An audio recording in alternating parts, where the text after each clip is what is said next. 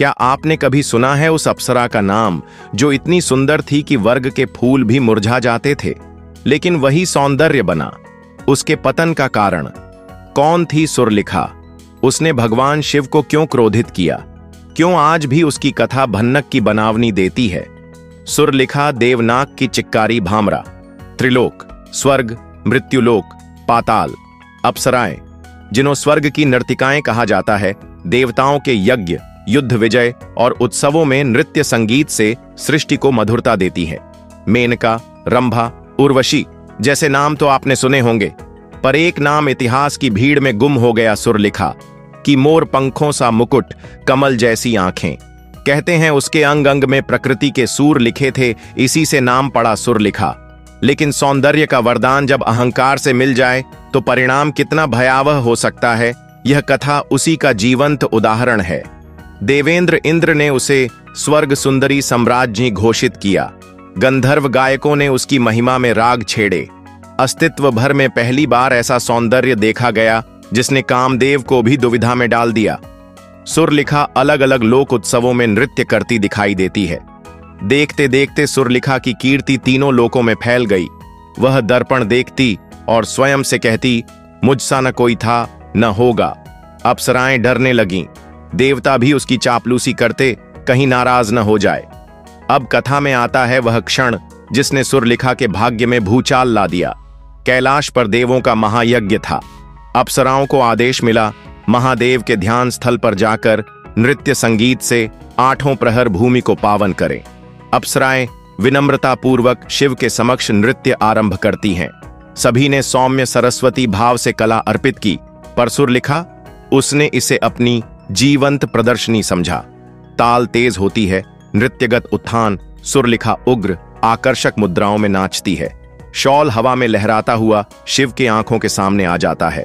धम, डमरू की तीव्र ध्वनि, शंखनाद रुकता है। एक क्षण शिव की समाधि भंग, तीसरी आंख खुलने सी होती दिखाई देती है। विश्व की लय डोल उठी। महादेव ने कहा, सुरलिखे, जब त्याग की साधना चल रही हो वहां अहंकार का नृत्य स्वीकार्य नहीं। सुरलिखा तनिक भी नहीं झुकी, बोल उठी, नाथ, मेरा सौंदर्य स्वयं ब्रह्मा की रचना है, क्या मैं उसे ढंक लूं? इसी दंभी प्रत्युत्तर ने प्रलय का द्वार खोला। शिव त्रिशूल उठाते नहीं, केवल कर दृष्टि से श्राप देते हैं। अहंकार से अंधी नायिका, जिस रूप पर तूने गर्व किया वही भार बनेगा। मृत्युलोक में जन्म ले, पर तू शूल संग दूह को लिखेगी और सेवा से मिटाएगी। जब अंतिम पीड़ित की पीड़ा हरोगी तभी देवलोक वापसी संभव होगी। सुरलिखा का चेहरा मलिन, आंसू लुढ़कते हैं। देह से आभा लुप्त, स्वर्णाभ वस्त्र राख हो जाते हैं। देखते देखते देवलोक की सर्वोच्च सुंदरी एक साधारण भयभीत प्राणी की भांति गिर पड़ी। देवसभा स्तब्ध। किसी ने ऐसी लघुकाल में ऐसी भीषण परिणति न देखी थी। हिमालय से नीचे धरती पर छोटी सी नदी तट पर नवजात शिशु सुरलिखा का पुनर्जन्म। पृथ्वी पर उसका दूसरा जन्म शूललिखा नाम से हुआ, वह जिसने लोगों के शूल लिखे यानी दुख साझा किए।